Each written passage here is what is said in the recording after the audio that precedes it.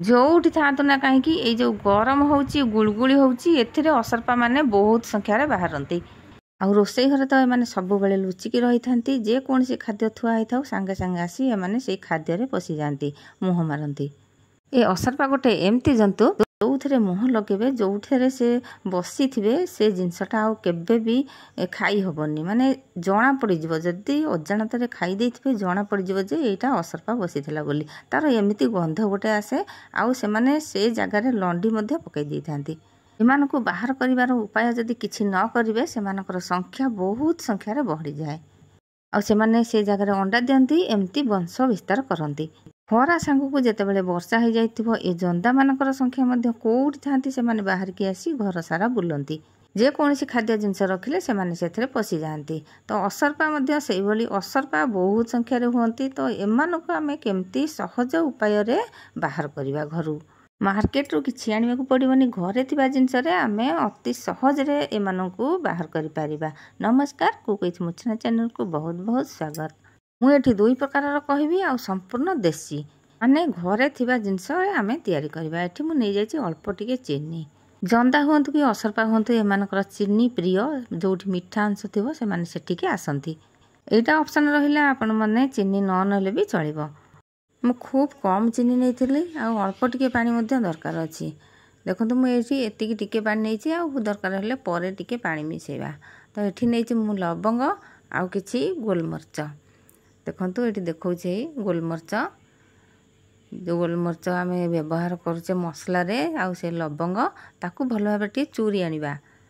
जदि आम न चूरीबा तो गोटिकिया पकईदेले तार सब कड़ा अंशटा से पानी रे मिसबनी आमको चूरीबार अच्छी आ से कड़ा अंशटा पानी रे आमको मिसेबार अच्छी। एमती भाव में गोलैकी 5 मिनिट पर्यंत रखिदेवे तापर जाइए ताकू व्यवहार करेंगे। आउ यही जिनसटा आम केमती व्यवहार करवा। स्प्रे बोतल थी निश्चय घरे जदि स्प्रे बोतल नथिबो मु आगो को देखैबी पुणी से जो छोट बोतल ठंडा बोतल तादरे मध्य नहीं पारिबे। मु एठी स्प्रे बोतल रे नेली छोट स्प्रे बोतल मो पाखे थिला ताकू नहीं जाइछि देखंतु आ सेथरे मु से बोतल रे पुरे दउछि। एठी कहि रखुछि मोर प्रिय व्यूअर्स जदि वीडियोटी पसंद आसीबो निश्चय गोटे लाइक देबे आ सांग मन को शेयर करबा को जमा भी भूलिबेनी।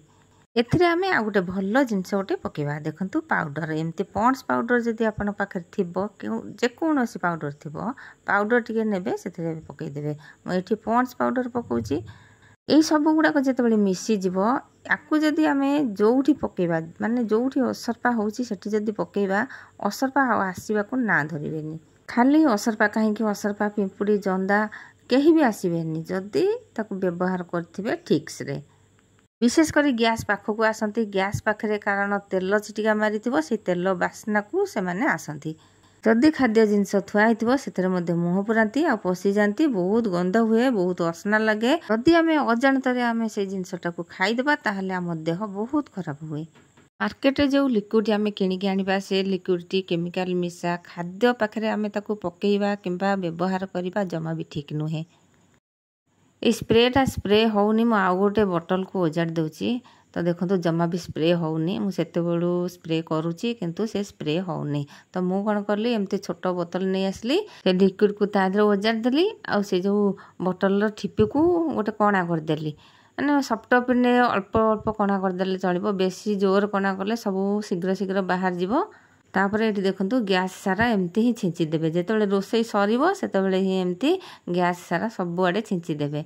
आपन थोड़े ट्राए करंतु देखिए असरपा बिल्कुल भी से पाख आसबेनी जोठी जोठी पड़ी से लिक्विड से पाखक जमा भी असरपा आसबेनी। खाली असरपा कहीं जंदा मैंने जदि आसुवे पिंपुड़ी आसुवे से आसबेनी। एमती ही पकईकी राति सारा छाड़ीदेवे सकाळुआ को पोछिबे। जदि स्प्रे बोतल रे पुरैथिबे ताहले जे कोनोसी खाद्य आपण रखिथिबे ता चारिपट से स्प्रे करदेबे ए लिक्विड को तो बहुत बढ़िया हबो असरपा से खाद्य पाखु जमा भी आसी परिबेनी।